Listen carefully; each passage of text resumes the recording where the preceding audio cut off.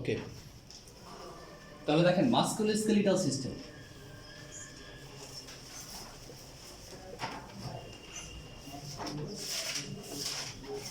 ঠিক আছে, এখানে মাসকিউলো মানে কি, মাসেল, স্কেলিটাল মানে কি কঙ্কাল। ঠিক আছে, তাহলে এমন একটা সিস্টেম যে সিস্টেমটা কি আমাদের কঙ্কাল এবং কঙ্কালের সাথে জড়িত বিভিন্ন যে মাসেলগুলো আছে এদেরকে আমরা কি কি মাসেল বললাম? মাসেল কয় প্রকার? মাসেল টিস্যু কত প্রকার?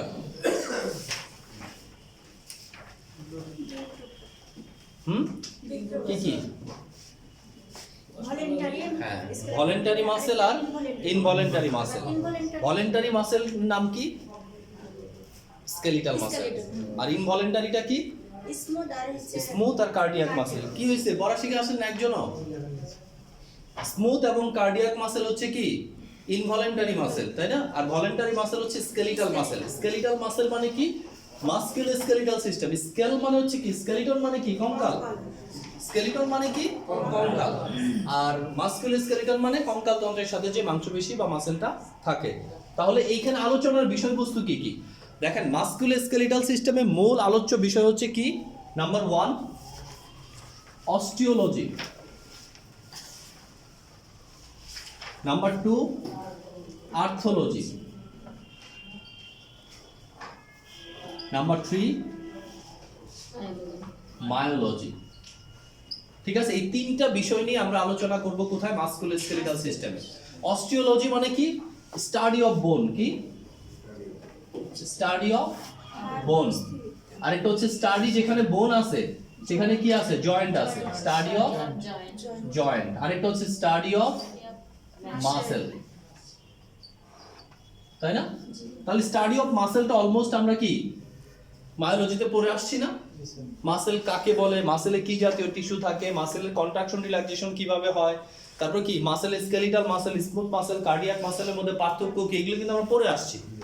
ঠিক আছে, তাহলে মায়োলজির অংশটা আমরা কি আগের অধ্যায়ে শেষ করে দিছি। এই অধ্যায়ে বাকি আছে কি অস্টিওলজি এবং আর্থোলজি। ক্লিয়ার? তাহলে অস্টিওলজি এবং আর্থোলজি যদি পড়তে যাই, বন্ধ হয়ে যায়নি তো?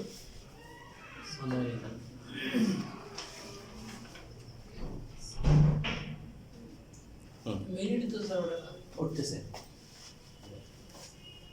ঠিক আছে, তাহলে অস্টিওলজি এবং আর্থোলজির কথা যদি আমরা বলি, এখানে কি আসবে তাহলে? দেখেন, অস্টিওলজি মানে স্টাডি অফ বোন। তাহলে আমাদের প্রথম প্রশ্নটা কি ছিল? বোন কাকে বলে, তাই না? তাহলে আমরা প্রথম অংশটাই শুরু করব কি অস্টিওলজি দিয়ে।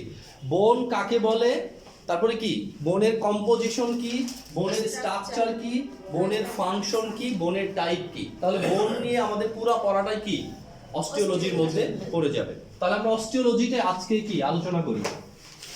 অস্টিওলজির প্রথম ইয়াটাই হচ্ছে কি বোন, স্টাডি অফ বোন। তাহলে আমরা প্রথমে পড়ব বোন কি। ঠিক আছে, বোন কি এই সংজ্ঞাটা কিন্তু আমরা কি একটু অংশ আমরা টিস্যুতে পড়ে আসছি, তাই না? টিস্যু কত প্রকার নাম বলেন?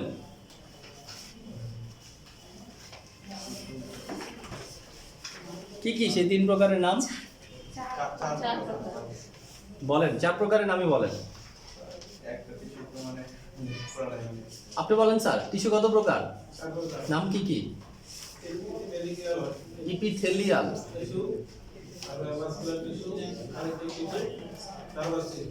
Nervous tissue, very good. Connective tissue পড়ছিলাম না আমরা? আপনি বলেন তো স্যার, কানেকটিভ টিস্যু কাকে বলে?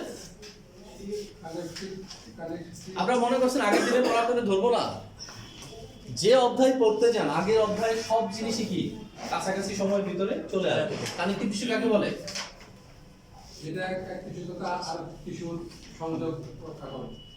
আচ্ছা, এক টিস্যুর সাথে না, আমাদের বডির প্রত্যেকটা অর্গানকে পরস্পরের সাথে সংযুক্ত রেখে আমাদের কি কাঠামো নির্মাণ করে, তাকে কানেকটিভ টিস্যু বলে। স্যার আপনি বলেন, কানেকটিভ টিস্যু কত প্রকার ছিল? আপনি বলেন স্যার, কানেকটিভ টিস্যু কত প্রকার ছিল? How many types of connective tissue? 8 প্রকার ছিল, তাই না? এই 8 প্রকার কানেকটিভ টিস্যুর ভিতরে একটা কানেকটিভ টিস্যু ছিল কি স্পেশাল কানেকটিভ টিস্যু। কি নাম স্পেশাল কানেকটিভ টিস্যুগুলো? বোন, কার্টিলেজ আর blood. Bone, cartilage and blood. তাহলে বোনের কিন্তু একটা পরিচয় আমরা ওইখান থেকে পড়ে আসছি। বোন হচ্ছে কি স্পেশালাইজড হার্ড কানেকটিভ টিস্যু। কি শক্ত না বোন? তাহলে কি স্পেশালাইজড, বিশেষ ধরনের টিস্যু, এটা নরমাল টিস্যু না, স্পেশালাইজড কি হার্ড কানেকটিভ টিস্যু। তাহলে এইটুকু জিনিস তো আমাকে বলতেই হবে, এটা আমরা আগের অধ্যায় থেকে পড়ে আসছি যে বোন কাকে বলে। যদি আমি বলতে চাই, প্রথমে আমাকে বলতে হবে বোন হচ্ছে বিশেষ ধরনের শক্ত যোজক কলা অথবা কানেকটিভ টিস্যু, অথবা কি স্পেশালাইজড হার্ড কানেকটিভ টিস্যু। এই কানেকটিভ টিস্যুর একটা বৈশিষ্ট্য, দুইটা বৈশিষ্ট্য আছে। কি? এটা প্রচুর ব্লাড ভেসেল সমৃদ্ধ, তার মানে হাইলি ভাস্কুলারাইজড। প্রচুর ব্লাড ভেসেল সমৃদ্ধ কেন? এখানে অল্প জায়গায় অনেক সেল থাকে, ঠিক আছে? তাহলে এখানে প্রচুর ব্লাড ভেসেল সমৃদ্ধ থাকবে এগুলো। তাহলে আরেকটা বৈশিষ্ট্য কি, এরা আমাদের শরীরে কাঠামো নির্মাণ করে, ঠিক আছে? এই যে আমাদের শরীরের যে স্ট্রাকচার, সেই স্ট্রাকচারটা নির্মাণ করতেছে কে? কানেকটিভ টিস্যু, বোন, তাই না? Specialised connective tissue. তাহলে এখানে আমরা কি বলবো? যেটা specialised connective tissue, highly vascular, তাই না? হাইলি ভাস্কুলার, আর কি করে? Form the framework of our body, ঠিক আছে? দেখেন বইয়ের সংজ্ঞাটা দিয়ে দেওয়া আছে, আমরা এটাকে বাংলায় বলি তাহলে কি হবে? বোন হচ্ছে বিশেষ ধরনের শক্ত কানেকটিভ টিস্যু যা প্রচুর ব্লাড ভেসেল সমৃদ্ধ এবং যেটা আমাদের শরীরের কাঠামো নির্মাণ করে, ঠিক আছে? সংজ্ঞাটা দিয়ে দেওয়া আছে না বইয়ে? দেখেন পেজ নাম্বার কত? 20 পেজে দেখেন অস্টিওলজির প্রথমে অস্থি লেখা আছে, তাই না? প্রথমে কি দেওয়া আছে? Bone is a specialized type of highly vascularized hard connective tissue which form the framework in our body. পরেরটুকু মুখস্থ করবেন। অস্থি হলো বিশেষ ধরনের প্রচুর ব্লাড ভেসেল সমৃদ্ধ কানেকটিভ টিস্যু যেটা আমাদের শরীরের কাঠামো নির্মাণ করে। পারা যাবে না? অস্থি হলো বিশেষ ধরনের শক্ত কানেকটিভ টিস্যু যেটা আমাদের শরীরের কি নির্মাণ করে? কাঠামো নির্মাণ করে। ক্লিয়ার এতটুকু? এটা থেকে পাঠা সরা,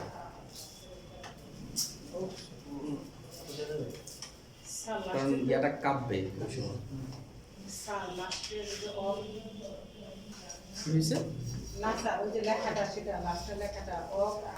অফ আওয়ার বডি, আমাদের দেহের, হ্যাঁ অফ। আপনার বই দেখেন, বইয়ে এটাই লেখা আছে।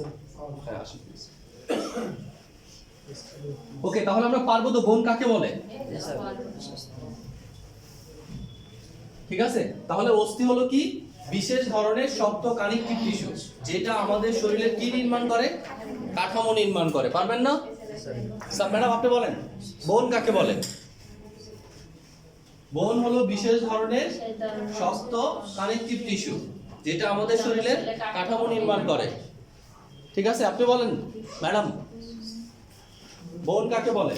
অস্থি হলো বিশেষ ধরনের প্রচুর ব্লাড ভেসেল সমৃদ্ধ শক্ত কানেকটিভ টিস্যু যেটা আমাদের শরীরের কাঠামো নির্মাণ করে। ম্যাডাম বলেন, বোন কাকে বলে?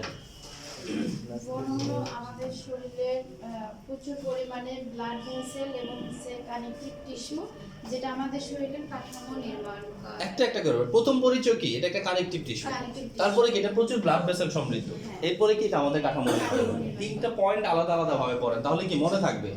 তাহলে এইভাবে পড়লে মনে থাকবে না। ওই যে প্রথমে কি? বিশেষ ধরনের শক্ত কানেকটিভ টিস্যু প্রচুর ব্লাড ভেসেল সমৃদ্ধ আমাদের দেহের কাঠামো নির্মাণ করে, ঠিক আছে? যারাই তিনটা কাজ করে তারাই কি? বোন বা অস্থি। ক্লিয়ার এটা? ওকে, এরপর আমরা বলবো কি অস্থির কম্পোজিশন বা গঠনটা, উপাদানটা কি, অস্থির ভিতরে কি কি জিনিস আছে। দেখেন আমরা যদি বোন বলি, বইয়ে দেখেন দেওয়া আছে বোনের মূল উপাদান কি? দুইটা। দেখেন এই পাশে আমরা একটা বোন আঁকি, তাহলে দেখেন বোনের মাঝখানে কি রকম একটা ফাঁকা জায়গা থাকে, তাই না? ঠিক আছে, এখানে কি থাকে? অস্থি মজ্জা থাকে। অস্থি মজ্জা। অস্থি মজ্জার ইংরেজি নাম কি? বোন মেরু। কি নাম? বোন মেরু।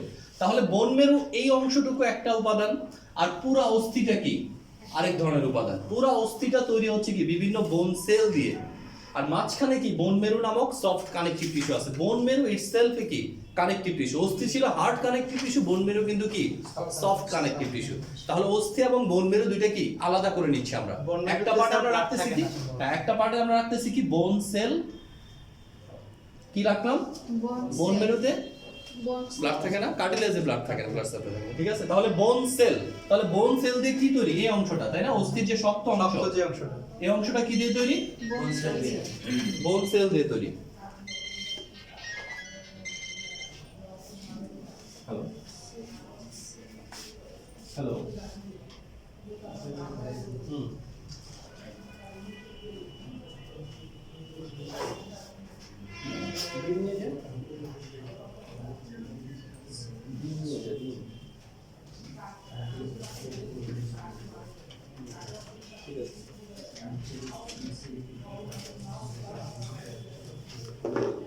ওকে, এটুকু ক্লিয়ার তো। তাহলে একটা অংশ হচ্ছে কি বোন সেল, আর একটা অংশ হচ্ছে কি বোন মেরু, ঠিক আছে। এখন বোন মেরুকে আরেকটা নামে বলা হয় ইন্ট্রাসেলুলার ম্যাট্রিক্স। সেলের মাঝখানে যে ম্যাট্রিক্সটা থাকে এটার নাম কি ইন্ট্রাসেলুলার ম্যাট্রিক্স।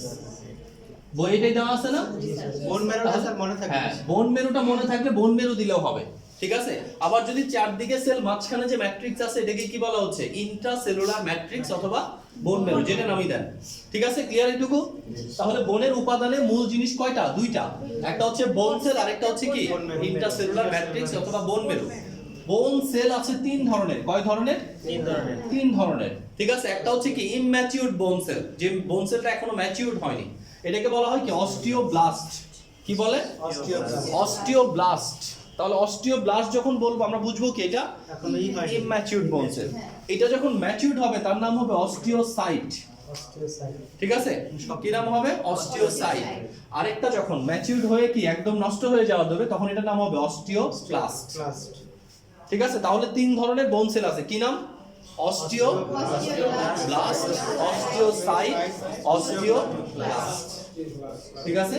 তাহলে আমাদের শরীরে বোন সেল কত ধরনের আছে, তিন ধরনের আছে, কি কি, তার মানে অস্টিও মানে কি বোন, তাই না, শুধু মনে রাখতে হবে অস্টিওটা কমন, এরপরে কি ব্লাস্ট, সাইক্লাস্ট, ঠিক আছে। এরপর আসেন বোন মেরু পার্ট। বোন মেরুতে কি যে উপাদানগুলো আছে, যেহেতু আমরা বললাম সফট কানেকটিভ টিস্যু, এই সফট কানেকটিভ টিস্যুর মূল উপাদান থাকবে দুইটা, একটা থাকবে ওয়াটারি অংশ তাই না, আরেকটা থাকবে কি সলিড অংশ। এই সলিড অংশটা আবার দুই ধরনের জিনিস দিয়ে তৈরি হবে, একটা হবে অর্গানিক, বিভিন্ন অর্গানিক উপাদান, আরেকটা কি ইনঅর্গানিক উপাদান। একটা হবে জৈব যৌগ, আরেকটা হবে কি অজৈব যৌগ। তবে এখানে অজৈব যৌগের পরিমাণ কি বেশি থাকবে, এখানে আয়রন থাকবে, ক্যালসিয়াম থাকবে, ফসফেট থাকবে, ম্যাগনেসিয়াম থাকবে, বিভিন্ন কি খনিজ উপাদানগুলো এখানে জমা থাকে, স্টোর হয়ে থাকে। ওকে, তাহলে আমরা দেখলাম কি যে আমাদের বোনের যে টোটাল উপাদানগুলোকে যদি আমরা ভাগ করি, দুইটা উপাদানে ভাগ করা যাচ্ছে। একটা উপাদান কি বোন সেল, আরেকটা উপাদান হচ্ছে কি বোন মেরু, ঠিক আছে, বা ইন্ট্রাসেলুলার ম্যাট্রিক্স। বোন সেল কত ধরনের আছে, তিন ধরনের, কি কি, অস্টিওব্লাস্ট, অস্টিওসাইট, অস্টিওব্লাস্ট। আরেকটা কি যদি বলি আমরা ইন্ট্রাসেলুলার ম্যাট্রিক্স বা বোন মেরু, কয়টা পার্ট থাকবে, দুইটা পার্ট থাকবে, একটা ওয়াটারি পোরশন আর একটা কি সলিড পোরশন। সলিড পোরশনটা আবার দুইটা জিনিস দিয়ে তৈরি হবে, কি কি, জৈব যৌগ, অজৈব যৌগ। মনে থাকবে না এইটুকু, পরীক্ষা আসলে দিতে পারবেন না, দেখা যাবে পরীক্ষা আসলে বলবেন স্যার এটা তো পড়ি নাই। আচ্ছা, স্যার অস্টিওক্লাস্টটা কি বলা যায়, অস্টিওক্লাস্ট হচ্ছে কি ডিগ্রেডেবল, মানে কি বয়স হয়ে গেছে, নষ্ট হয়ে যাবে যেগুলো, ঠিক আছে। ম্যাচিউরড, ওভার ম্যাচিউরড বোন সেল, হ্যাঁ যেটা কি হ্যাঁ অল্প কিছুদিন আছে, নষ্ট হয়ে যাবে। প্রত্যেক জিনিস আমাদের শরীরে কোনো সেলই অমর না, সেলগুলো তৈরি হয়, ম্যাচিউরড হয়, মারা যায়, আবার ওই জায়গায় নতুন সেল কি হয়, তৈরি হয়। শুধুমাত্র টিউমার সেলগুলো ঝামেলা। টিউমার সেলের বৈশিষ্ট্য কেন, মারা যায় না, খালি বিভাজিত হতেই থাকে, সেই জন্য কি হয় শরীরে বিভিন্ন জায়গায় ফুলে ওঠে। কিন্তু আমাদের শরীরে দেখেন সেল তৈরি হচ্ছে, এই জায়গায় কি সেল বড় হচ্ছে, মারা যাচ্ছে, নতুন সেল কি তৈরি হচ্ছে, সেই জন্য কি হচ্ছে রিপ্লেস হয়ে যাচ্ছে, জিনিসটা যেরকম আছে সেরকমই হবে। এখন যখন আমার অস্টিওসাইট অ্যাক্টিভিটি বাড়বে, মনে করেন অস্টিওব্লাস্ট থেকে বেশি পরিমাণ অস্টিওসাইট তৈরি হবে, তখন কিন্তু আমি কি হবে চারদিক দিয়ে বড় হতে থাকবো। বাচ্চাদের কি থাকে, শরীরে সবগুলো নরম সেল থাকে না, বোনগুলোর ভিতরে সব কি থাকে, নরম থাকে না। এই নরম বোনগুলো কি হয়, ধীরে ধীরে শক্ত বোনে পরিণত হয় না, ম্যাচিউরড বোনে পরিণত হয় না। যখন নরম বোন থাকে সেগুলো সবই কি থাকে, অস্টিওব্লাস্ট। ওই অস্টিওব্লাস্ট গুলো কিসে পরিণত হয়, অস্টিওসাইটে। ঠিক আছে, এরপর যখন বয়স হয়ে যেতে থাকে মানুষ, তখন কি আবার শরীর বাচ্চাদের মতো নরম হয়ে যেতে থাকে না, তখন কি অস্টিওসাইট গুলো ধীরে ধীরে বেশি পরিমাণ অস্টিওব্লাস্টে পরিণত হয়ে যায়, শরীর আবার আগের মতো কি বাচ্চা হয়ে যায়। ঠিক আছে, দেখেন আপনার সেলগুলো এরকমই, প্রথমে কি ছোট ছিল, বড় হয়েছে, আবারও কি ছোট হয়ে যাবে। আচ্ছা, এখন আমরা পড়ি আমাদের স্ট্রাকচার অফ বোন। বোনের স্ট্রাকচারটা কিরকম? ঠিক আছে, আপনি যদি বোনের স্ট্রাকচারটাকে তুলনা করেন তাহলে দেখেন বোনটা আমরা আবারও একটা আঁকি, সিম্পল একটা বোন এটা। ঠিক আছে, তাহলে দেখেন বোনের মাঝখানে এই অংশটার নাম কি, অস্থিমজ্জা বা বোন মেরু, এটা তো আমরা পড়লামই। ঠিক আছে, এখন দেখেন এই যে বোনের উপাদান মানে গঠনটা চারটা জিনিস দিয়ে তৈরি। বোনের উপরে একটা কি পাতলা আবরণ থাকে, কি থাকে, পাতলা আবরণ। পাতলা একটা আবরণ থাকে প্রত্যেকটা বোনের উপরে।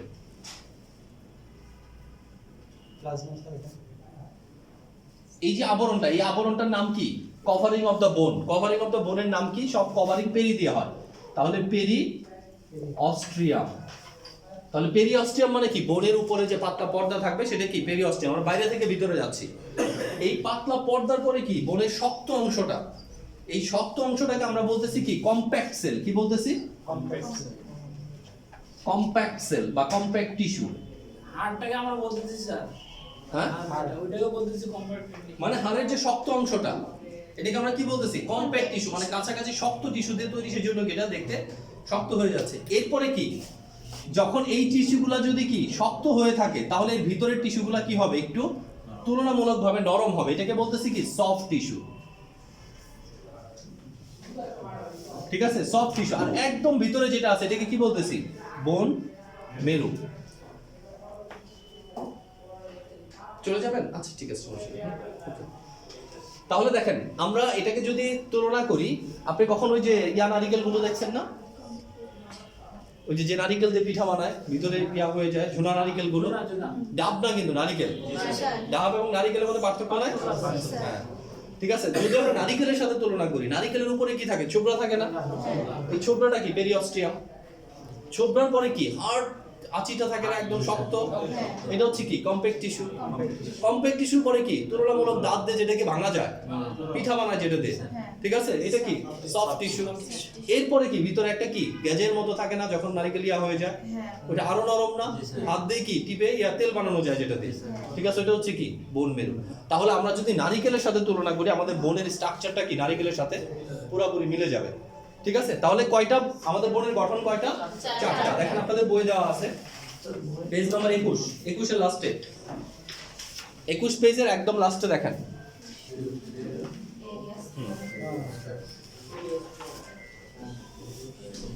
21 পেজের লাস্টে কি দেওয়া আছে, চারটা উপাদান দেওয়া আছে। প্রথমে কি পেরিঅস্ট্রিয়াম, তাই না, পেরিঅস্ট্রিয়াম, এরপরে কি কম্প্যাক্ট টিস্যু, এরপরে স্পঞ্জি টিস্যু। এটাকে সফটটাকে আমরা কি বলছি, স্পঞ্জি টিস্যু বলতে পারি, মানে নরম কিছুটা, স্পঞ্জ, স্পঞ্জ মানে কিছুটা কি নরম, স্পঞ্জি টিস্যু। হ্যাঁ, ওকে, এরপরে কি আছে, বোন মেরু।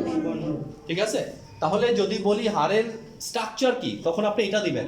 যদি বলি হাড়ের কম্পোজিশন কি, তাহলে আপনি ওইটা দিবেন আগেরটা। যদি বলি হাড় কাকে বলে, তাহলে সংজ্ঞাটা দিবেন। প্রত্যেক জিনিসগুলো কিন্তু কি আলাদা আলাদা, পরীক্ষায় সব একসাথে আসবে না, যে কোনো দুইটা বা একটা আসবে।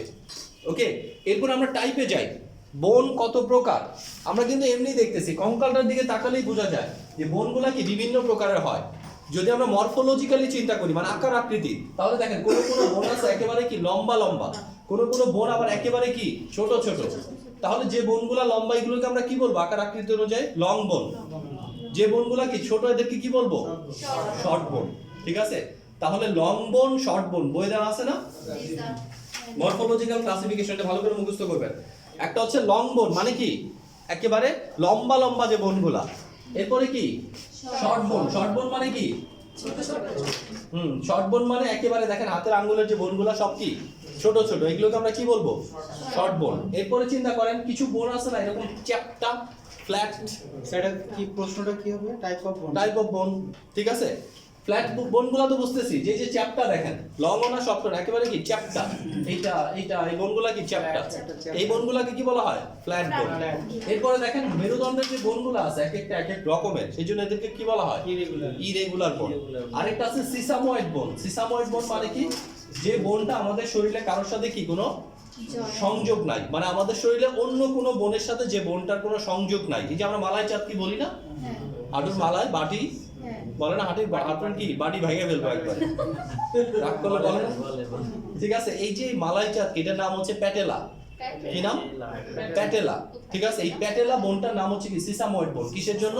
এই বোনটা শরীরের অন্য কোনো বোনের সাথে কি নাই, কোনো জয়েন্ট ওটা নাই। কি স্যার এরকমই থাকে এই জায়গাতে? সামনে বাটির মতো যেমনি আছে এরকমই থাকবে। ঠিক আছে, এটা আমাদের কি ওখানে তো ব্যাক বাটি ফ্লো, নাই। হাতটা পাড়া এমন করে যেন কি উপরের দিকে উঠে না আসে। ওকে, তাহলে এটা কি? সিসাময়েড বোন। স্যার এই কঙ্কালের বাটি কি ভেঙে গেছে? ভাঙবে কেন? কি নাই? ওই যে হ্যালো, আমাদের কি এতটুকুই? আপনি কি এরকম প্লাস্টিকের তৈরি? হ্যাঁ, আমাদের একটু ফটো এটা দেখতে মানুষের আছে না, হুম, আমাদের রুটিটা বেশি বল। আছে না, মাংস বেশি আছে না, মানুষ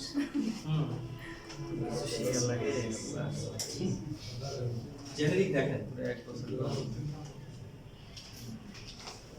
হ্যাঁ ওটা তো ব্র্যান্ড নেম বলছে, আপনি জেনেরিকটা দেখেন।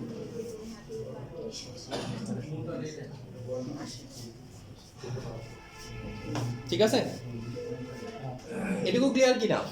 আরেকটা হচ্ছে কি নিউম্যাটিক বোন। নিউম্যাটিক বোনগুলো কি? কিছু কিছু বোন আছে যে বোনগুলোর ভিতরে কি ছোট ছোট গর্ত থাকে, বায়ু ক্যাভিটি থাকে। এই যে আমাদের মুখের যে বোনগুলো আছে, কপালের এই বোনগুলা, মুখের এই বোনগুলো, আমাদের সাইনোসাইটিস হয় না? ঠিক আছে, এই সাইনাস টাইপের যে বোনগুলো আছে, এখানে যে প্রবলেমটা হয়, গর্তের জায়গায় কি হয়? ভাইরাস ব্যাকটেরিয়া আক্রমণ করে ইনফ্লামেশন হয়ে যায়। তাহলে যে বোনগুলোর ভিতরে বায়ু ক্যাভিটি আছে, মানে ছোট ছোট ছিদ্র আছে, ওর মধ্যে কি বাতাস আটকে যায়, এই বায়ু ক্যাভিটি পূর্ণ বোনগুলোকে বলা হয় কি? আমাদের নিউমেটিক বোন।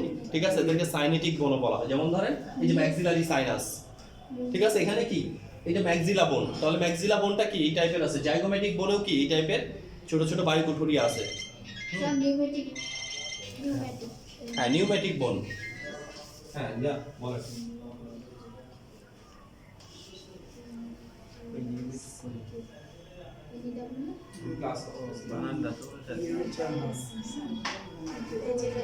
উচ্চারণ পি আসবে না, নিউমেটিক। এই যে নিউমেটিক পিটা উচ্চারণ হবে না। কনসোনেন্ট পরে যদি ভাওয়েল দুইটা থাকে তার আগে ইয়া হবে। ওকে, এটুকু ক্লিয়ার কিনা? ঠিক আছে, তাহলে মরফোলজিক্যাল ক্লাসিফিকেশন মানে কি? আকার আকৃতি অনুযায়ী বোনগুলা কত ধরনের? আকার আকৃতি অনুযায়ী কয় ধরনের হলো? 6 ধরনের। একটা হচ্ছে লম্বা, একটা হচ্ছে কি ছোট, একটা হচ্ছে ফ্ল্যাট, একটা হচ্ছে ইরেগুলার, একটা হচ্ছে সিসাময়েড বোন, একটাই থাকে বডিতে, আরেকটা কি নিউমেটিক বোন। ঠিক আছে, নিউমেটিক বোন কোনগুলো? এই যে এখানে মুখে বিভিন্ন কি ম্যাক্সিলাতে যে বোনগুলো থাকতেছে সেগুলো কি? নিউমেটিক বোন। ওকে, তাহলে এইটুকু যদি আমরা পারি, এরপর আমরা আরেকটা পড়ব পজিশন অনুযায়ী, লাস্টেরটা ফাংশন অফ বোন। পজিশন অনুযায়ী ক্লাসিফিকেশন। ঠিক আছে, অ্যাকর্ডিং টু পজিশন, এই নাম্বারটা। হ্যাঁ, ঠিক আছে, অ্যাকর্ডিং টু পজিশন অনুযায়ী যদি আমরা বোনের ক্লাসিফিকেশন করি, বোনকে আমরা দুই ভাগে ভাগ করতে পারি। একটা হচ্ছে অ্যাক্সিয়াল বোন। অ্যাক্সিয়াল বোন মানে কি? কঙ্কালের মূল কঙ্কাল, অক্ষীয় বোন, মানে মাথার থেকে শুরু করে একদম মেরুদণ্ড পর্যন্ত, মাথার থেকে শুরু করে একদম মেরুদণ্ড পর্যন্ত যে বোনগুলো আছে এগুলোকে আমরা কি বলি? অ্যাক্সিয়াল বোন। আর অ্যাপেন্ডিকুলার বোন মানে কি? হাত এবং পায়ের বোনগুলা। ঠিক আছে, অর্থাৎ মূল কঙ্কালের বাইরে যে সাইড কঙ্কাল দুইটা, ঠিক আছে, এদেরকে বলা হয় কি? অ্যাপেন্ডিকুলার বোন। আমাদের শরীরে টোটাল বোন থাকে কয়টা? 206টা।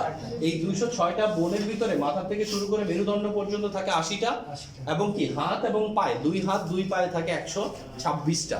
তাহলে 80 এবং 126 টোটাল বোন হয় কয়টা? 206টা বোন। ঠিক আছে, তাহলে অ্যাক্সিয়াল স্কেলিটনে বোন কয়টা? 80টা।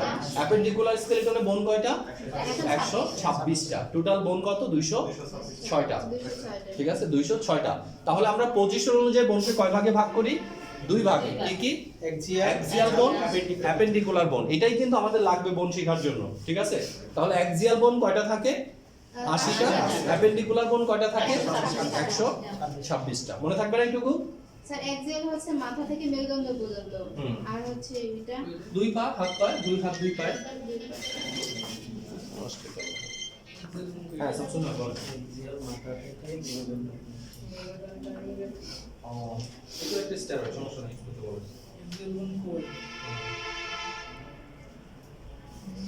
কেন ফুটটা সহজে পায় না স্যার 22 পেজ 22টি আর ই মাঝখানে ই। গাধা নাকি ফুটি কাছে নিতে জানি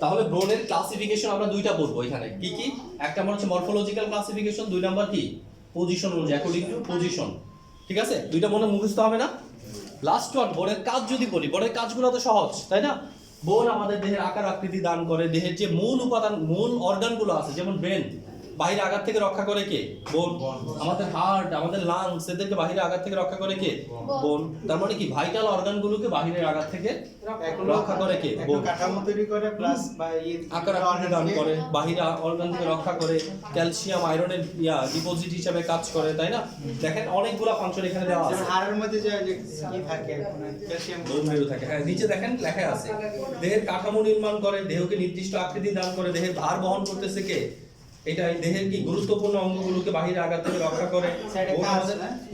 বোন আমাদের হাঁটা চলাকে নিয়ন্ত্রণ করে ক্যালসিয়াম ফসফেট বিভিন্ন কি হ্যাঁ গুদাম ঘর মানে স্টোর হাউস হিসেবে কাজ করে রক্ত থেকে কিছু দূষিত পদার্থ মনের মাধ্যমে কি বের হয়ে আসে ঠিক আছে তাহলে বোন কাকে বলে বোনের উপাদান কি বোনের গঠন কি বোনের টাইপ কি বোনের ফাংশন কি পারা যাবে না ওকে এরপর আমরা পড়বো বোন মেরু 2 নম্বর প্রশ্ন দেখেন বোন মেরু কাকে বলে বোন মেরু কত প্রকার তাহলে বোন মেরু কিন্তু অলমোস্ট আমরা চিনে ফেলছি তাই না অস্থির মাঝখানে কি থাকে একটা ক্যাভিটি থাকে মানে কি ফাঁকা জায়গা থাকে এই এই নাম্বার তো ওইটা ছিল না স্যার এই যে পরেন 2 নম্বর আপাতত যেহেতু বোন মেরুর সাথে রিলেটেড ও আচ্ছা ঠিক আছে তাহলে অস্থির মাঝখানে যে ফাঁকা জায়গা থাকে এটার নাম কি বোন ক্যাভিটি ফাঁকা জায়গাটাকে কি বলতেছি বোন ক্যাভিটি এই বোন ক্যাভিটির মধ্যে যে সফট কানেকটিভ টিস্যুটা থাকবে ঠিক আছে এই সফট কানেকটিভ টিস্যুর নাম কি বোন মেরু তাহলে আপনি যখন দেখবেন গরু জবাই করার সময় কি গরু হাড় কাটছেন কখনো হাড় কাটলে কি হাড়ের ভিতর থেকে এক ধরনের কি সেটা বের হয়ে আসে না চোখে মুখে ছিটে এসে লাগে এগুলো সব কি বোন মেরু ঠিক আছে তাহলে অস্থির মাঝখানে যে ক্যাভিটি থাকে ওই ক্যাভিটির মাঝখানে যে সফট কানেকটিভ টিস্যুটা থাকবে এটার নাম কি বোন মেরু তাহলে বোন মেরু কাকে বলে পেলাম বোন মেরু কয় প্রকার বোন মেরু কয় প্রকার দুই প্রকার কি কি একটা হচ্ছে রেড বোন মেরু আরেকটা কি ইয়েলো বোন মেরু রেড বোন মেরু আরেকটা কি ইয়েলো বোন মেরু খুঁজে পেয়েছেন এই যে ঠিক আছে বোন মেরু দুই প্রকার রেড বোন মেরু আর ইয়েলো বোন মেরু বোন মেরুর কাজ কি রেড বোন মেরুর কাজ হচ্ছে কি দেখেন আগে দুইটা বোন মেরুর কাজ দিবেন রেড বোন মেরুর কাজ হচ্ছে কি লোহিত রক্তকণিকা তৈরি করা ইয়েলো বোন মেরুর কাজ হচ্ছে কি শ্বেত রক্তকণিকা এবং অনুচক্রিকা তৈরি করা আমরা রক্তের অধ্যায় এগুলো ভালো করে বলবো ঠিক আছে তাহলে বোন মেরু কত প্রকার দুই প্রকার কি কি রেড বোন মেরু ইয়েলো বোন মেরু রেড বোন মেরুর কাজ কি লোহিত রক্তকণিকা ইয়েলো বোন মেরুর কাজ কি শ্বেত রক্তকণিকা এবং অনুচক্রিকা বা প্লাটিলেট বা লিউকোসাইট তৈরি করা ডাব্লিউবিসি তৈরি করা তার মানে একটা জিনিস তো ক্লিয়ার আমাদের রক্তের কণিকাও তিনটা আরবিসি ডাব্লিউবিসি প্লাটিলেট তিনটা কণিকায় তৈরি হয় কোথা থেকে বোন মেরু থেকে যদি কারোর বোন মেরুতে প্রবলেম হয় তাহলে কিন্তু ব্লাড সেল তৈরি হবে না ঠিক আছে আর ব্লাড সেল যদি তৈরি না হয় প্লাস্টিক অ্যানিমিয়া হবে বোন মেরু ট্রান্সপ্লান্টেশনের জন্য আপনাকে কি মাদ্রাজ নিয়ে যাবে বাংলাদেশে এখন এই প্রযুক্তি এত ভালো নাই ঠিক আছে ওকে তাহলে বোন মেরু কিন্তু আমার জন্য খুবই ইম্পর্টেন্ট একটা কি টপিক যেহেতু আমার শরীরের কি ব্লাডটা খুব ইম্পর্টেন্ট আর ব্লাডের কি তিনটা ব্লাড সেলই তৈরি হয় কোথা থেকে বোন মেরু থেকে সো দ্যাট বোন মেরু কি আমার জন্য very much important sir red বোন মেরু থেকে হচ্ছে লোহিত রক্তকণিকা আর এই যে লেখা আছে রেড বোন মেরু থেকে লোহিত রক্তকণিকা তৈরি হয় ইয়েলো বোন মেরু থেকে কি ডাব্লিউবিসি প্লাটিলেট তৈরি হয় মাঝখানে আরো কিছু কাজ দেওয়া আছে হাড়ের বৃদ্ধি এবং গঠনে সাহায্য করে দেহের ইমিউনিটি তৈরি করে লোহা সঞ্চয় করে তাই না কানেকটিভ টিস্যু হিসেবে কাজ করে তাহলে 1 নাম্বার এবং কি 6 নাম্বারটা দিবেন 1 আর 2 এ এরপরে বাকিগুলো আপনি কি লিখে যাবেন ঠিক আছে ফাংশন দেওয়া আছে না এখানে ফাংশনের 1 নাম্বার এবং 6 নাম্বার এই দুটো কি সবার আগে দিবেন এরপরে কি বাকিগুলো দিবেন ঠিক আছে রেড বোন মেরুর কাজ কি ম্যাডাম বলেন তো রেড বোন মেরুর কাজ কি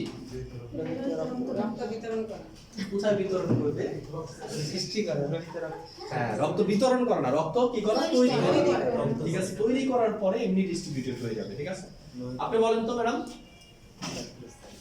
আর রেড বোন মেরুর কাজ কি? লোহিত রক্তকণিকা তৈরি করা। ম্যাডাম আপনি বলেন ইয়েলো বোন মেরুর কাজ কি? এই যে প্লাটিলেট তৈরি করা আর হচ্ছে শ্বেত রক্তকণিকা তৈরি করা। হ্যাঁ, WBC এবং প্লাটলেট তৈরি করা। বোন মেরু কত প্রকার? বোন মেরু কত প্রকার?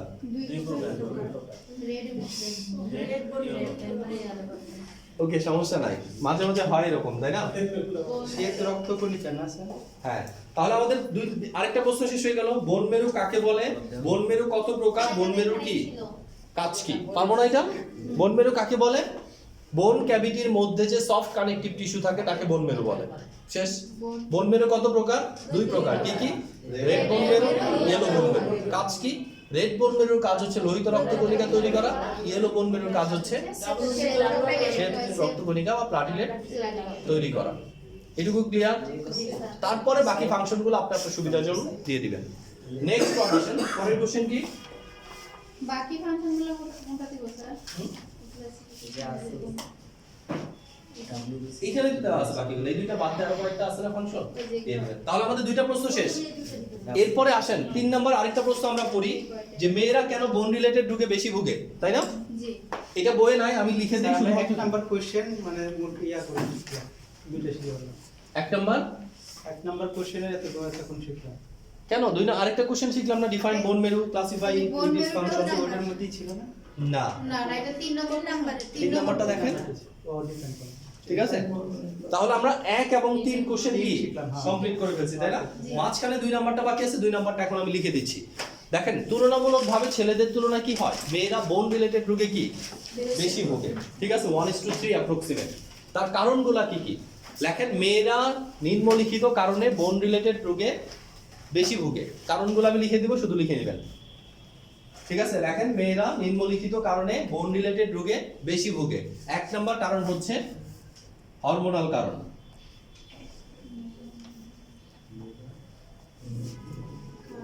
এরা নিম্নলিখিত কারণে বোন মেরু বোন মেরু না, বোন রিলেটেড, বোন বোন রিলেটেড রোগে বেশি ভোগে।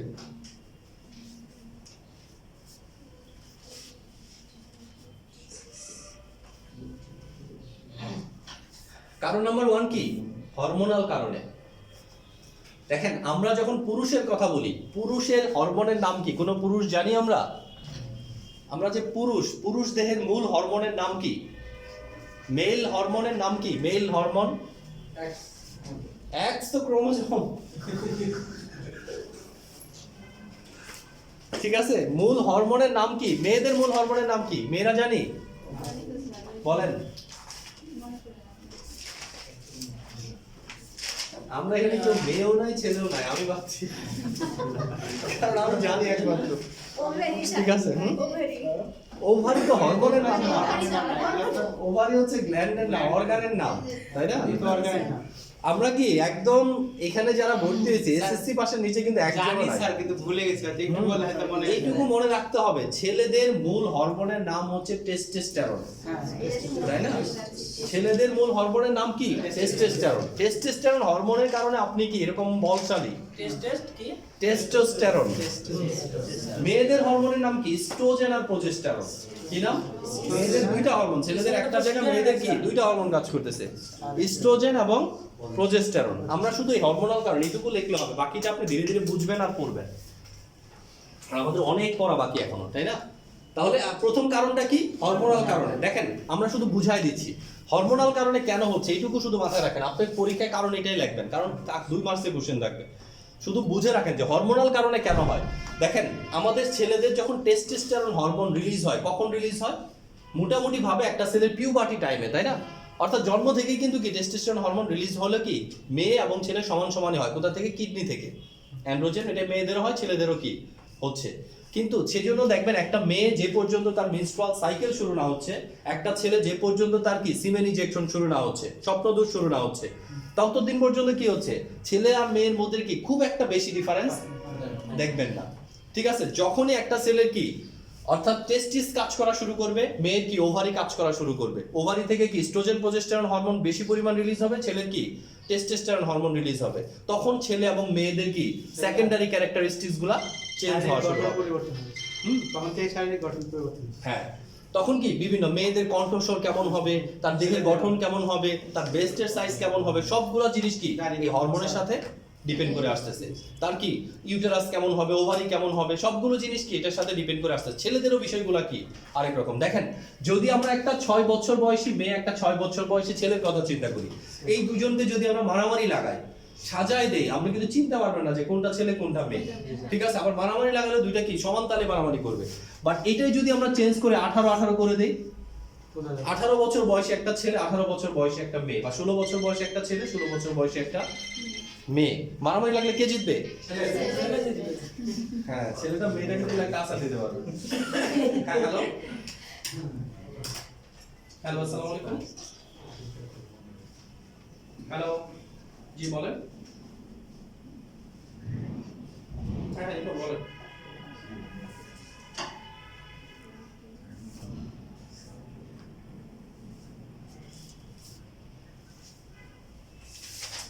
দেখুন, আমি ক্লাসে তো পরে ফোন দিয়েছি না, আমি এনআইটিতে নাই, আমি ওই যে 6 নম্বর সেক্টরে।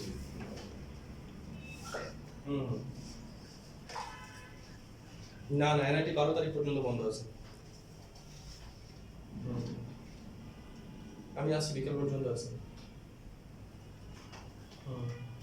আচ্ছা রাখি, আমি ক্লাসে।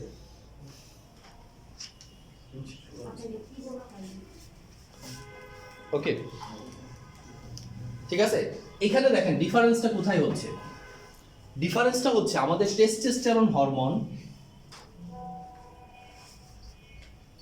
ঠিক আছে, আমাদের টেস্টোস্টেরন হরমোন যেটা কি টেস্টিস থেকে তৈরি হয়, অন্ডকোষ থেকে তৈরি হচ্ছে। তাহলে টেস্টোস্টেরন হরমোনটা যখন আমাদের তৈরি হচ্ছে, তখন থেকে কি ছেলেদের বডি ফিগার কিন্তু আলাদা হয়ে যাচ্ছে। ঠিক আছে, ছেলেদের এই টেস্টোস্টেরন হরমোন ম্যাক্সিমাম অর্থে কাজ করে কি বডি বিল্ডিং এর সাথে। সেই জন্য দেখবেন যারা যে বডি মাসেল বিল্ড করে না, তারা টেস্টোস্টেরন ইনজেকশন নেয় আলাদাভাবে, মাসেলগুলো কি ফুলে একদম বডি বিল্ডার হয়ে যায়। ঠিক আছে, তাহলে টেস্টোস্টেরন হরমোন, সাপ্লিমেন্ট করে। টেস্টোস্টেরন হরমোনটা ম্যাক্সিমাম অর্থে কাজ করে কোথায়? বডি বিল্ডিং এর জন্য। আর ইস্ট্রোজেন প্রজেস্টেরন যেটা মেয়েদের তৈরি হচ্ছে, কি ইস্ট্রোজেন প্রজেস্টেরন, এগুলো পড়বেন এন্ডোক্রাইন সিস্টেম, এসব আমরা পড়াবো। ইস্ট্রোজেন এবং প্রজেস্টেরন যে হরমোনগুলো মেয়েদের মেইলি বিষয় কি হরমোনগুলো, এই হরমোনগুলো কি বডি বিল্ডিং এ যতটা কাজ করে তার থেকে বেশি কাজ করে কি ব্রেনের ম্যাচুরিটিতে। ঠিক আছে, ব্রেনের ম্যাচুরিটিতে কি বেশি কাজ করে। সে কারণে কি হয়, মেয়েদের বডি বিল্ডিং যতটা হয় তার থেকে বেশি হয় কি ব্রেনের ম্যাচুরিটি। ছেলেদের কি বডি বিল্ডিং যত বেশি হয় তার থেকে তুলনামূলকভাবে কম হয় কি ব্রেনের ম্যাচুরিটি। সেই জন্য দেখবেন একটা কি 16 বছর বয়সী মেয়ে যদি চান একটা 36 বছর বয়সী ছেলের সাথে বিয়ে দিয়ে দিলে সংসার করতে পারবে, কারণ কি ওর ব্রেনের ম্যাচুরিটিটা কি অনেক বেশি হয়ে যায়। এই অতিরিক্ত ব্রেনের ম্যাচুরিটির জন্য কি হয়, দুইটা মেয়ে পাশাপাশি বসে রাখলে ঝগড়া লাগে, কারণ কি এটা কিন্তু পজিটিভ জিনিস, তার ব্রেনের ম্যাচুরিটিটাই বেশি, সে যে কোনো জিনিস বিভিন্ন দিক থেকে চিন্তা করতে পারে। আপনি তাকে বলছেন যে সুন্দর লাগতেছে তোমাকে, এটা নিয়ে চিন্তা করবে, আমাকে গতকাল লাগে না, পরশু লাগে না, আজকে বললো কেন। ঠিক আছে, একটা ছেলেকে যদি বলেন সে কিছু মনেই করবে না, কারণ কি ওর ব্রেনের ম্যাচুরিটি ওইভাবে আসে না। ঠিক আছে, আবার চিন্তা করেন যদি উল্টা কাজটা করি, 16 বছর বয়সী একটা ছেলে 34 বছর বয়সী মেয়ে বিয়ে দিলে কি হবে? ক্রিকেট খেলার মাঠ, ছেলে সকালে ঘুম থেকে উঠে বলবো খেলতে গেলাম, তাই হবে না। তার মানে কি ব্রেনের ম্যাচুরিটি ভেরি মাচ ইম্পর্টেন্ট। ঠিক আছে, তাহলে টেস্টোস্টেরন হরমোন ছেলেদের বডি বিল্ডিং করে, কারণ ছেলেদেরকে যুদ্ধ করতে হবে, বাইরে কাজ করতে হবে, সেই জন্য কি তার বডির স্ট্রেংথটা অনেক বেশি শক্তিশালী হতে হবে, সেই জন্য টেস্টোস্টেরন হরমোন তার কাজ করতেছে। আবার ইস্ট্রোজেন প্রজেস্টেরন হরমোন একটা মেয়েকে কি ব্রেনের ম্যাচুরিটি ভেরি মাচ ইম্পর্টেন্ট। ঠিক আছে, ঘর সামলানো ব্রেনের ম্যাচুরিটি এখানে ইম্পর্টেন্ট, তারা কি সেই কাজটা করতেছে, বডি বিল্ডিং এ তারা তুলনামূলকভাবে কম কাজ করতে, সেই জন্য কি এই বছর বয়সে একটা ছেলে এবং একটা মেয়ের শারীরিক শক্তির মধ্যে অনেক বেশি পার্থক্য হয়ে যায়। সেই কারণে কি হয়, টেস্টোস্টেরন হরমোন থাকার কারণে ছেলেদের বোনগুলা কি হয়, বোন মিনারেল ডেনসিটি অনেক বেশি হয়, অনেক মজবুত এবং শক্ত হয়। মেয়েদের বোন মিনারেল ডেনসিটি কি হয়, তুলনামূলকভাবে কম হয়। যখন শেষ বয়সের দিকে ক্ষয় হতে থাকে, যেটার মধ্যে বেশি আছে ওটার ক্ষয় হতে সময় বেশি লাগবে না, যেটার মধ্যে কম আছে সেটার কি ক্ষয় হতে তাড়াতাড়ি হবে। সেই জন্য কি বোন রিলেটেড রোগে মেয়েরা তুলনামূলকভাবে বেশি ভুগবে, এটা একটা কারণ। ঠিক আছে, 2 নম্বর কারণ লেখেন, এটুকু তো ক্লিয়ার। কেন হচ্ছে? হরমোনাল কারণ। হরমোনাল কারণে। ঠিক আছে, বিস্তারিত লেখার দরকার নাই, শুধু হরমোনাল। 2 নম্বর লেখেন প্রেগন্যান্সি। আচ্ছা, প্রেগন্যান্সিটা আরো একটু পরে লিখি। মেনস্ট্রুয়াল সাইকেল, ঠিক আছে, মেয়েদের যে মাসিক চক্রটা হচ্ছে, ঠিক আছে, দেখা যাচ্ছে পিউবার্টির পর থেকে অর্থাৎ 11-12 বছরের পর থেকে একটা মেয়ের কি প্রায় 40-45 বছর পর্যন্ত কি তার রেগুলার প্রত্যেক মাসে একবার করে কি মেনস্ট্রুয়াল ব্লিডিং হচ্ছে, তাই না? এখন কথা হচ্ছে মেনস্ট্রুয়াল ব্লিডিং এ প্রত্যেক মাসে তার 30 থেকে 70 ml পর্যন্ত কি ব্লাড এর বেশি বা কম হতে পারে। 70 ml করে রক্ত কি তার প্রতি মাসে লস হচ্ছে, তাই না? একটা সেলের কি জিনিসটা হচ্ছে, তাহলে এই লসটার কারণেও তার কি হচ্ছে, বোন মিনারেল ডেনসিটি কমে যাচ্ছে, বডি স্ট্রেংথ কি তুলনামূলকভাবে কমে যাচ্ছে, ঠিক আছে? তাহলে মেনস্ট্রুয়াল সাইকেল একটা ব্যাপার, বোন রিলেটেড রোগগুলো কি বেশি হওয়ার জন্য। যদি কারো না হয় তাহলে কি সে শক্তিশালী হবে? তা তো হবে না। হতেই তো হবে যদি সে মেয়ে হয়, তাই না? যদি সে মেয়ে হয় তার তো কি হতেই হবে, কম আর বেশি হতে হবে, হয় না স্যার। ঠিক আছে? যখন হয় না তখন কি আরো সমস্যা, এটা অসুখ, রোগ। ঠিক আছে? এটা রোগ। যখন হয় না অর্থাৎ কি কখন হয় না, মেয়ের বয়স 55 হয়ে গেছে, মেয়ের বয়স 50 হয়ে গেছে, তাই না? তখন তার এমনি বন্ধ হয়ে যাবে, এরপর থেকে আর নতুন ধরনের সমস্যা শুরু হবে। এটা কি কোনো নির্দিষ্ট বয়স আছে যে এরকম একটা বয়সে হুম, গেলে স্বাভাবিক। 40-এর পর থেকে। বাংলাদেশের প্রেক্ষাপটে কি 45 বা 50 এর পর থেকে, আর যদি আপনি অস্ট্রেলিয়া যান এদের কি 65, 60, শুরুর বয়সটা স্যার? শুরুর বয়স তো 11 থেকে 12। কারো 18 হয়, এটা কি সমস্যা? 18 বা এত বছর পর্যন্ত হবে না। যদি কারোর 13 বছর বয়সে মেনস্ট্রুয়াল সাইকেল না হয় তাকে কি অবশ্যই ডাক্তার দেখাতে হবে। 13 বছর হুম, বয়সে? হ্যাঁ, ঠিক আছে। নেক্সট ওয়ান দেখেন, মেনস্ট্রুয়াল সাইকেলের পরে কি হবে, হরমোনাল কারণ গেল, মেনস্ট্রুয়াল সাইকেল গেল, এরপর আসবেন কি প্রেগন্যান্সি। যার মেনস্ট্রুয়াল সাইকেল হয় না তার কি প্রেগন্যান্সি আসবে? আসবে না, ঠিক আছে। এখন চিন্তা করেন প্রেগন্যান্সির দীর্ঘ 280টা দিন, তাই না? দীর্ঘ 280টা দিন একটা মা কি করে, তার গর্ভে একটা পরিপূর্ণ মানব সন্তানকে কি করে, বিকশিত করে। এই মানব সন্তান কিন্তু কিছুই খায় না বাইরে থেকে, তাই না? আমরা তো বাবা বাবা করি, কিন্তু সন্তান যখন পরিপূর্ণভাবে তৈরি হয় তখনও সে কি মায়ের গর্ভেই ছিল। সন্তানের ব্রেন 100% না হলে 95% ম্যাচুরিটি মায়ের কি গর্ভ থেকেই আসে, ঠিক আছে? তাহলে দেখেন মায়ের গর্ভ থেকে সে সমস্ত পুষ্টি উপাদান নিচ্ছে। এই সময় যদি মাকে আপনি কি এক্সট্রা পুষ্টি সাপ্লাই না দেন তাহলে বাচ্চা কিন্তু মা থেকে নিয়ে যাবে, শর্টটা কার থাকবে, মারই থাকবে শর্ট, ঠিক আছে? ওকে, তাহলে প্রেগন্যান্সিও একটা কারণ, যে কারণে কি হতে পারে মেয়েদের বোন রিলেটেড রোগ কি বেশি হওয়ার সম্ভাবনা থাকে। এরপর স্যার, আছে কি, বুদ্ধির যে এটা কি মায়েদের কাছ থেকে আসে সন্তানদের?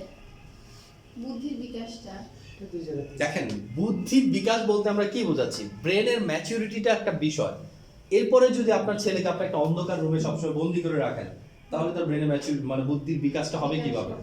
বুদ্ধির বিকাশের জন্য কি পরিবেশ দিতে হবে, ঠিক আছে? যে ছেলে কখনো মোবাইল ইউজ করে না সে কি মোবাইল হঠাৎ করে দিলে টিপতে পারবে? কয়েকদিন টিপলেই বিকাশ হয়ে যাবে, এটা সমস্যা হবে না, ঠিক আছে? তাহলে হরমোনাল কারণ, মেনস্ট্রুয়াল সাইকেল, প্রেগন্যান্সি গত কারণ আপনি লিখবেন, মেনস্ট্রুয়াল সাইকেল গত কারণ, প্রেগন্যান্সি গত কারণ, এইভাবে লিখবেন কারণে। এরপরে কি হবে, পোস্ট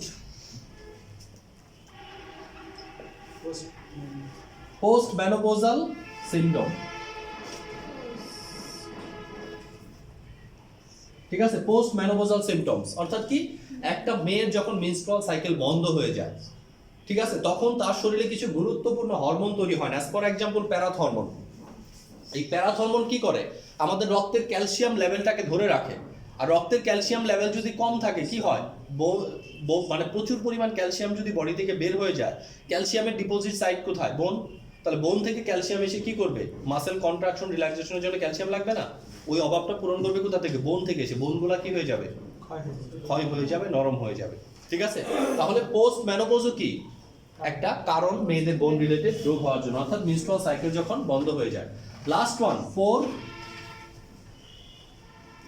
নিউট্রিশন, ঠিক আছে?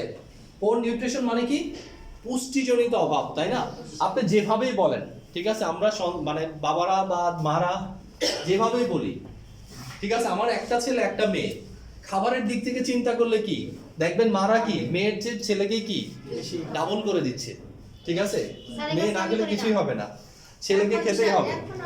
আগে তো কেন না, তো এই জন্য করে না। এরপরেও আছে, এরপরে কি আছে, যখন বাবা ছেলে মা সবাই খেতে বসতেছে, তাই না, তখন দেখবেন বাবার পাতে কি সবগুলো দিয়ে দিচ্ছে, ছেলেদের পাতে দিয়ে দিচ্ছে, মায়ের পাতে কি শুধু ঝুল, সোড়াটা এটা এখনো হয়। ঠিক আছে, তার মানে কি আলটিমেট মেয়েরা যখন মা হওয়ার আগেও কি নিউট্রিশনের অভাবে থাকে, আর একটা মেয়ের কি ফিজিক্যাল গ্রোথের কারণে সে বেশি খেতেও পারে না, অ্যাক্টিভিটির কারণে সে বেশি খেতেও পারে না। তার মানে কি বিয়ের আগেও তার পোর নিউট্রিশন থাকে, বাবা মার হোটেলে যখন থাকে, বিয়ের পরে যখন হাজবেন্ডের হোটেলে যায় তখন তো কি এমনি নিউট্রিশনের অভাব শুরু হয়ে যায়। ঠিক আছে, হাজবেন্ডের 2টা ডিম দিয়েছেন, আপনি অর্ধেক খেতে পারেন, হাজবেন্ড কিছু মনে করবে না, কিন্তু আপনি যদি 2টা নেন ভাববে যে কি ব্যাপার আমার সমান সমান এইসবের জন্য কি কি খাবার স্যার এগুলো অভাব পূরণের জন্য কি কি খাবার বা কি ধরনের চিকিৎসা করা হয়? এগুলোর অভাব পূরণের জন্য মেন্টালিটি চেঞ্জ করতে হবে সবার আগে। জি স্যার, আগে ছেলেদের হ্যাঁ, স্বাভাবিক। এগুলো তো স্যার হঠাৎ করে কিছুই হবে না, আস্তে আস্তে থেকে যাতে সাবধান হয়ে যাবে যাতে না দেখেন হয়। প্রত্যেকটা জিনিস কি যেমন হরমোনাল কারণ, এখানে তো আপনার কিছু চেঞ্জ করার নাই। ঠিক আছে, মিনস্ট্রুয়াল সাইকেল, এখানে কিছু চেঞ্জ করার নাই, অনেক কিছু চেঞ্জ করা আছে। মিনস্ট্রুয়াল সাইকেলে তার যে লসটা হচ্ছে, সেই লসটার জন্য আপনি আপনার ছেলেকে, প্রত্যেকটা মেয়ের উচিত কি মিনস্ট্রুয়াল সাইকেলের পরে একটা বিশেষ যত্ন নেওয়া, তাই না?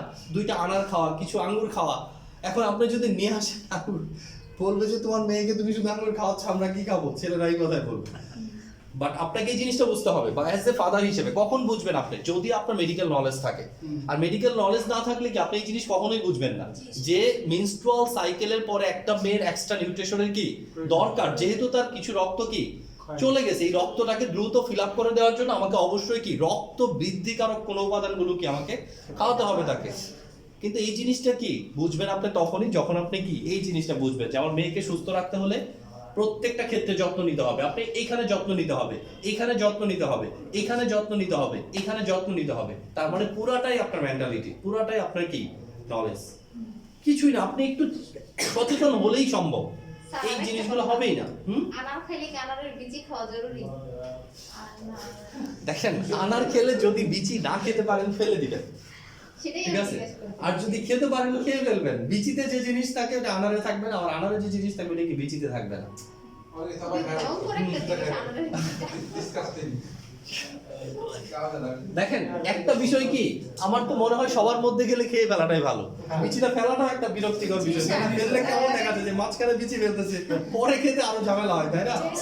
একা একা খাচ্ছেন একটা বিষয়, বিচিটা খেয়ে ফেললে কি হবে? হজম হবে না, বিচি কনস্টিপেশন হবে, যারা আছে তারা খাবে না। আর জাতীয় খাবারের কাজ তো হ্যাঁ, আঁশ জাতীয় খাবারের কাজ করবে না, এটা সমস্যা না। এখন কেউ আবার কি ছোটবেলা থেকে হয়তো ব্লেন্ডার করে খাইছে, বিচি গেলে গলায় বাজে, তারা খাবে না। আমার তো স্যার গলা দিয়ে নামেই না আনারের বীজই। আপনি প্ল্যান করে খাবেন, সমস্যা নেই। প্রবলেম নাই, আনারে বিচি খেতে হবে এমন কথা নাই। আপনি আনার খাবেন যথেষ্ট, লাল আঙ্গুরটা খাবেন, এতে প্রচুর আয়রন আছে, তাই না? কাঁচা কলা খাবেন, কচু খাবেন, এগুলোতে কি আয়রন সমৃদ্ধ খাবারের বৈশিষ্ট্য কি? ধরলে হাত কালো হয়ে যাবে, যে জিনিস ধরলে কালো হয়ে যায় সেটাতে আয়রন আছে। আপনি কচু ধরেন হাত কালো হয়ে যাবে, কাঁচা কলা ধরেন হাত কি কালো হয়ে যাবে, বুঝবেন এটাতে কি আছে, আয়রন আছে। আপনার এরপরে কি এটা বেশি করে খাওয়া উচিত, তাই না? ওকে, তাহলে গেল কি 5টা উপাদান, যে 5টা উপাদানের কারণে একটা মেয়ে কি বোন রিলেটেড রোগে বেশি ভোগার সম্ভাবনা থাকে, এবং এইগুলো আমরা কখনো বাদও দিতে পারি না। তাদের বোন রিলেটেড রোগ আমরা কি কমাতেও পারি, কমাতেও পারেন। ঠিক আছে? আমার মা, আমার বোন, আমি যদি একটু যত্নশীল হই তাহলে কিন্তু ওনারা অনেকদিন ভালো থাকবে। আর ওনারা ভালো থাকা মানে কি পুরো ফ্যামিলি সুস্থ থাকা, ঠিক আছে? ওকে, তাহলে বোন রিলেটেড 3টা কোশ্চেন, ঠিক আছে, নেক্সট ক্লাসের জন্য পড়া থাকবে। একটা হচ্ছে বোন কাকে বলে, বেসিক কোশ্চেন এই 3টাই।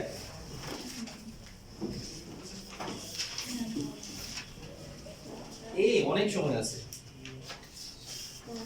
ঠিক আছে? আমরা আরেকটু পড়বো। কার্টিলেজ কাকে বলে দেখেন, আরেকটা প্রশ্ন আছে না, define cartilage, write down the difference between বোন এন্ড কার্টিলেজ। এই প্রশ্নটা পরে আজকে শেষ দিব। 5 নম্বর হ্যাঁ, define cartilage, write down the difference between বোন এন্ড কার্টিলেজ। ওকে, কার্টিলেজও কিন্তু কি স্পেশাল কানেকটিভ টিস্যু না? জি স্যার। কার্টিলেজও হচ্ছে স্পেশাল কানেকটিভ টিস্যু। তাহলে কার্টিলেজের সংজ্ঞাটা আমরা কি দিব? সংজ্ঞাটা এখানে দিয়ে দেওয়া আছে, তাই না? যে কার্টিলেজ হলো কি অস্থির চেয়ে নরম ব্লাড ভেসেল বেইন স্পেশালাইজড কি কানেকটিভ টিস্যু, যা জয়েন্ট সৃষ্টিকারী অস্থিদ্বয়ের মাথায় উপস্থিত থাকে, এবং একটা শিশুর জন্মের পরে শরীরে কি থাকে? বোনের পরিবর্তে সবই কার্টিলেজ থাকে। এই যে আমাদের কান, এটা কি কার্টিলেজ? নাকের এখানে এটা কি কার্টিলেজ সব, ঠিক আছে? আমরা মুরগির হাড় খাই না, রান খাই না, রানের মাথায় যেটা থাকে নরম কচকচা, এটা কি কার্টিলেজ, ঠিক আছে? তারপরে গরুর এই যে গলার রিংগুলা খান না, যেটা থাকে এটা কি পুরাটাই কার্টিলেজ, কচকচা হাড় যেটা বলে, ঠিক আছে? পুরাটাই কার্টিলেজের তৈরি। ওকে, এখন প্রেসার পোকার কারণে সবই কচকচা হয়ে গেছে। ওকে ফাইন, তাহলে কার্টিলেজ কাকে বলে এটা তো পারবো, প্রথম অংশটুকু, তাই না? এরপরে কার্টিলেজ তিন প্রকার, ঠিক আছে? তিন প্রকারের কার্টিলেজের নামগুলো লিখবো: hyaline cartilage, elastic cartilage, fibrocartilage, ঠিক আছে? হাইলিন কার্টিলেজ, ফিব্রো কার্টিলেজ, আরেকটা কি ইলাস্টিন কার্টিলেজ, ঠিক আছে? তাহলে কার্টিলেজগুলো কত ধরনের? তিন ধরনের, ঠিক আছে? হাইলিন কার্টিলেজ কোথায় থাকে? এই যে নিচে দেখেন, থোরাক্সে লাগবে না, এটা আপনি শুধু তিনটা নাম শিখেন আপাতত, কারণ এই থোরাক্স এখনো পড়ানো হয় না। এরপর দেখেন বোন এবং কার্টিলেজের মধ্যে পার্থক্য কি? পার্থক্যগুলো কিন্তু এখন ইজিলি বের করা যাবে। বোন এবং কার্টিলেজ, বোন কি শক্ত না? কার্টিলেজ কিন্তু শক্ত না, তাই না? নরম। তাহলে প্রথম একটা পার্থক্য বের হয়ে গেল। বোনে কয় ধরনের সেল ছিল? তিন ধরনের সেল ছিল না? Osteocyte, osteoblast, osteoclast. কার্টিলেজে দুই ধরনের সেল, কোন কন্ড্রোসাইট এবং কন্ড্রোব্লাস্ট, কন্ড্রোসাইট এবং কন্ড্রোব্লাস্ট, ঠিক আছে? কন্ড্রোক্লাস্ট নামে কিছুই নাই। আবার দেখেন বোনে কি আছে? প্রচুর ব্লাড ভেসেল সমৃদ্ধ না? হাইলি ভাস্কুলারাইজ। কার্টিলেজ কি? কোনো ব্লাড ভেসেল নাই, কার্টিলেজ ব্লাড ভেসেল বিহীন। বোনে কি আছে? ভুল আছে নাকি? কন্ডো না ঠিক আছে তো কর্ডো ব্লাস্ট কর্ডো আছে, CHO, হ্যাঁ কন্ড্রো হবে। এনডি পরেরটা দেখেন, কন্ডোসাইট, কন্ডোব্লাস্ট। ওকে, স্যার এখানে ব্লাড ভেসেলে কি যে রক্তের যে উপাদানগুলো ছিল সেগুলো? ব্লাড ভেসেল মানে কি? ওই যে হাইলি ভাস্কুলার বললাম না, রক্তের অ্যাভেলেবিলিটি। কার্টিলেজে কোনো ব্লাড থাকে না, ব্লাড পৌঁছায় না ওইখানে, ঠিক আছে? কারণ ওইখানে কি ব্লাড যাওয়ার রাস্তাই নাই, ব্লাড ভেসেল নাই। তাহলে কি ব্লাড ভেসেল কার্টিলেজে থাকবে না? মনে কি প্রচুর থাকবে। নার্ভ সাপ্লাই, কার্টিলেজ যদি কাটেন ব্যথা লাগবে না। চুল কাটলে ব্যথা লাগে? চুল টান দিলে ব্যথা লাগে, তাই না? কাটলে কেন ব্যথা লাগে না? কারণ চুলের মধ্যে দিয়ে নার্ভ যায় না, নার্ভ এসে চুলের গোড়ায়, ঠিক আছে? কার্টিলেজের ভিতরেও কি যায় না? নার্ভ যায়, ঠিক আছে? তাহলে কার্টিলেজ ড্যামেজ হলে আপনি টের পাবেন না, কিন্তু ড্যামেজ হলে কি জয়েন্ট যখন নষ্ট হয়ে যাবে তখন টের পাবেন যে ব্যথা কিরকম করে। স্যার কার্টিলেজে এক্সাম্পলটা কি স্যার? এই যে কান কার্টিলেজ, যে কোনো জয়েন্টের অস্থির মাথায় যা থাকতেছে, কাটলে তো রক্ত বের হবে স্যার। রক্ত তো বের হবে, ঠিক আছে? চামড়া কাটলে রক্ত বের হবে, ঠিক আছে? চামড়া থেকে যদি কার্টিলেজটা আলাদা করে ফেলেন, ওটা কাটলে আর কিছু বের হবে। ইনফ্লামেশন হলে এটা পুরোটাই সাদা। ওকে, লাস্ট ওয়ান কি আছে? ম্যাট্রিক্স। ম্যাট্রিক্স, ম্যাট্রিক্স কি? কার্টিলেজের ভিতরে কি থাকে? কোনো ম্যাট্রিক্স থাকে? না মানে বোন মেরু থাকে কার্টিলেজের ভিতরে, কিন্তু বোনের ভিতরে কি থাকে? বোন মেরু থাকে, ঠিক আছে? দেখেন এই পার্থক্যগুলো একেবারে সিম্পল পার্থক্য, কখন পরীক্ষা আসে। সেল আছে কি কি, তারপরে কি আবরণ আছে, আবরণের নাম কি? হাড়ের আবরণের নাম পেরিঅস্ট্রিয়াম, পরে আসছে। কার্টিলেজের আবরণের নাম কি? পেরিকন্ড্রিয়াম। তারপরে কি ব্লাড প্রকৃতি, এটা শক্ত, এটা কি নরম। ব্লাড সাপ্লাই, প্রচুর ব্লাড সাপ্লাই আছে, কোনো ব্লাড সাপ্লাই নাই। নার্ভ উপস্থিত আছে, উপস্থিত নাই। ইন্টারসেলুলার ম্যাট্রিক্স সমৃদ্ধ, ইন্টারসেলুলার ম্যাট্রিক্স বিহীন বা ক্যালসিয়াম বিহীন। এটা ক্লিয়ার? এটা ঠিক আছে? তাহলে পাঁচটা প্রশ্ন, চারটা না? চারটে হলো স্যার চারটা কোশ্চেন নেক্সট ক্লাসে পড়া থাকবে। নেক্সট ক্লাসে আমরা পড়া শুরু করব বোন, ঠিক আছে? হাড়গুলোর নাম পড়া শুরু করব। ওই ক্লাসে আমরা হাড়গুলোর নাম শেষ করার চেষ্টা করব, ঠিক আছে? 206টা হাড়ের নাম পড়তে হবে, এটা পরীক্ষা আসে, স্যার স্যার ঠিক আছে? স্যার আমি